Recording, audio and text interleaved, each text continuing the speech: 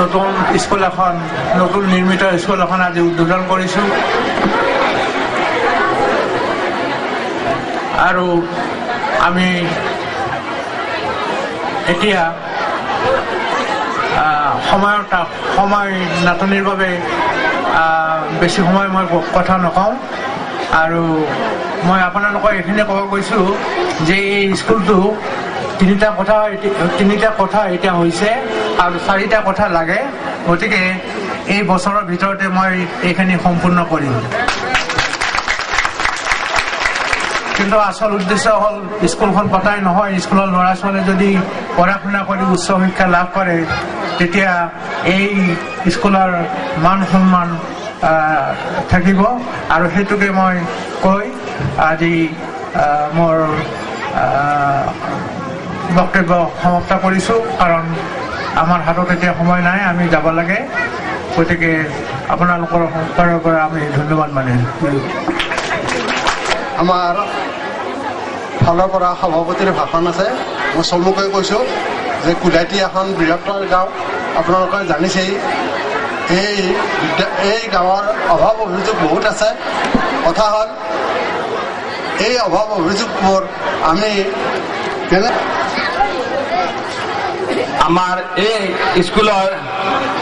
ভৱনদাতা মাননীয় কৰুণাসাগৰ দাস সম্বন্ধিতে আমন্ত্ৰিত অতিথিবৃন্দ উপস্থিত মোৰ নমস্য ৰাইজ আজি যিটো উদ্দেশ্যত আমি আজি সভাখন আহ্বান কৰিছিলোঁ এই সভা আমি ভাবিছোঁ যে শতকৰা তাতকৈ বেছিকৈ সাফল্যমণ্ডিত হৈছে আপোনালোকৰ সহায় আৰু সহযোগিতাত গতিকে আজিৰ এই সুযোগতে মই বিশ্ববৰেণ্য শিল্পীজনক আমাৰ তৰফৰ পৰা আমাৰ ইয়াত আহি আৰু আমাৰ ইয়াত যিটো প্ৰতিশ্ৰুতি দিছে যে মই আকৌ আহি ভালকৈ গান ইয়াত গাই শুনাম এই আশা আমাৰ হৃদয়ত একেবাৰে হৃদয়লৈ ৰাখি তেখেতক মই আমাক আগলৈও এনেকৈ কলগৰ শৰাই দিয়াত আমাক উৎসাহ যোগায় এইখিনিতে মই তেখেতক একদম অন্তঃকৰণৰ পৰা কলগৰ শৰাই আগবঢ়াইছোঁ আৰু তেখেত এজন বিশ্ববিখ্যাত শিল্পী আৰু এই শিল্পী হিচাপে তেখেতক কলগৰ শৰাই আকৌ বঢ়াইছোঁ আৰু আমাৰ ইয়ালৈ আহি আকৌ আমাক উৎসাহিত কৰিবলৈ আশা ৰাখিছোঁ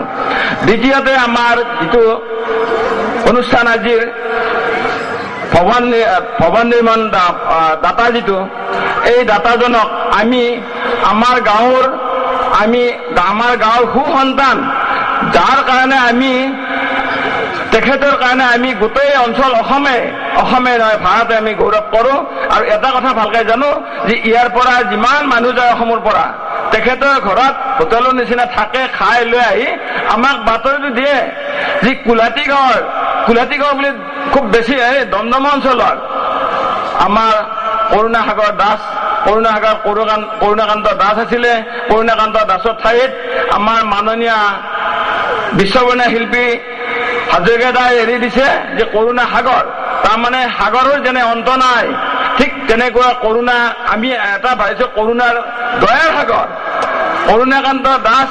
দয়াৰ সাগৰ এতিয়া গতিকে আমি সেই হিচাপে আমি তেখেতক তেখেতক প্ৰতিশ্ৰুতি দিছে যে আমাৰ ঘৰটো সম্পূৰ্ণ কৰি দিব আৰু তাৰ পিছত আকৌ এদিন আমি এনেকৈ লগ লাগি আমি অন্তৰৰ যিটো ব্যথা এই ব্যথাটো আমি আলোচনা কৰিম আৰু এইখিনিতে তেখেতক এনেকুৱা হলগৰ শৰাই আগবঢ়ালো যিটো হলগৰ শৰাই আমাৰ অন্তৰৰ পৰা একেবাৰে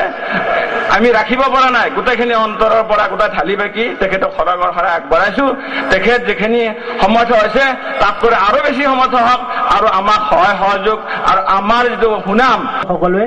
গতিকে মই ইয়াত শ্লোগান লগাই দিম গতিকে আপোনালোকে সকলোৱে যেন ধৰে এই অনুৰোধ বিশ্ববৰেণ্য শিল্পী doctor Bhupen Hazarika doctor Bhupen Hazarika doctor Bhupen Hazarika doctor Karuna Sagar doctor Karuna Sagar doctor Karuna সাগৰ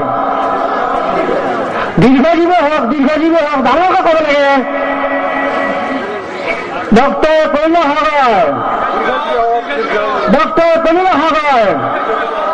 বিশ্ববৰেণ্য শিল্পী ডক্টৰ ভূপেন হাজৰিকা, ডক্টৰ ভূপেন হাজৰিকা।